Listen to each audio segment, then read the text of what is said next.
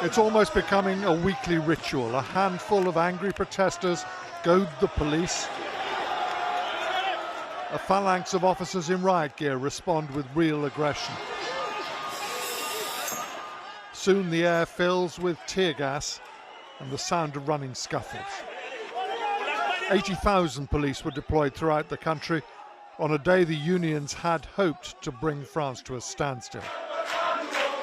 For the most part, they kept the lid on serious trouble, the only small victory for the protesters when they managed to penetrate the country's economics ministry and shout their anger to the very heart of government. But a national shutdown this was not. At Gare du Nord and railway stations across the capital, most trains were running and without delays, even if here it needed police on every door to keep strikers and their supporters from overrunning the station. But as an expression of general anger at President Macron and his ministers, the sheer numbers on the streets told their own story.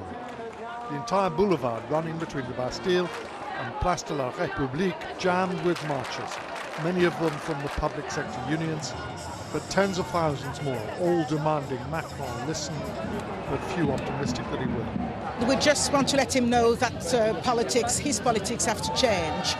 Will he listen? I doubt it. We are doing our best. Do you think Macron will listen? He has to listen. Look at all these people who are in the street today. The government needs to take money from the rich and give it to the people, like in public services, like education and hospital and things like that. Even if they fail to bring the city to a halt in a way they promised, there are a lot of people on the streets of Paris today. President Macron and his new Prime Minister will be only too aware of the levels of dissatisfaction and that if nothing changes, what that might mean at the ballot box. Somehow Macron and his government need to get a budget approved next month, one that will have to involve significant public spending cuts. It promises to be a very long, possibly very hot autumn here.